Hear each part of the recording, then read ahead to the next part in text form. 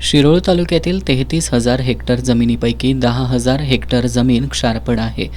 दत्त शेतकरी सहकारी साखर कारखान्यानं क्षारपड मुक्त जमीन प्रणालीचा वापर करत सुमारे 4,000 हेक्टर जमीन क्षारमुक्त करण्यात यश मिळवलंय.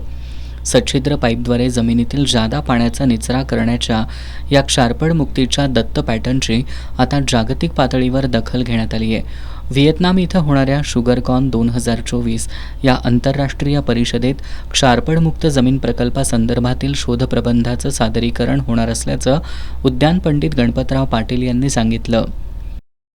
आमच्या भागात ज्या काही क्षारपड मुक्त झालेल्या जमिनी होतील किंवा पातळ झालेल्या जमिनी मुक्त करण्याचं काम आम्ही सातत्यानं प्रयोग करून ते केलेलं आहे आणि ते सक्सेस झालेलं आहे. म्हणून जागतिक लेवलवरती शुगर परिषदेमध्ये व्हिएतनाममध्ये एक साखर परिषद आहे 15 सप्टेंबरपासून 19 सप्टेंबरपर्यंत आणि त्या ठिकाणी आमच्या दत्त कारखान्यानं जे केलेलं काम आहे त्याचा एक पेपराचं वाचन त्या ठिकाणी होणार आहे. गणपतराव पाटील यांनी क्षारपड मुक्तीच्या दत्त पॅटर्नचा उपयोग करून देशातील जमिनी क्षारपड मुक्त होऊ शकतात असा विश्वास व्यक्त केला.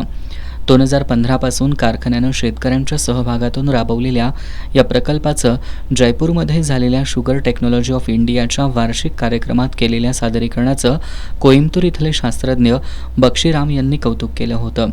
आता व्हिएतनाममध्ये होणाऱ्या परिषदेत या प्रकल्पाशी संबंधित शोधप्रबंधाची सादरीकरणासाठी निवड झाल्यामुळं क्षारपड मुक्त जमिनीच्या दत्त पॅटर्नला आंतरराष्ट्रीय पातळीवर मान्यता मिळत असल्याचं उद्यान पंडित गणपतराव पाटील यांनी सांगितलं.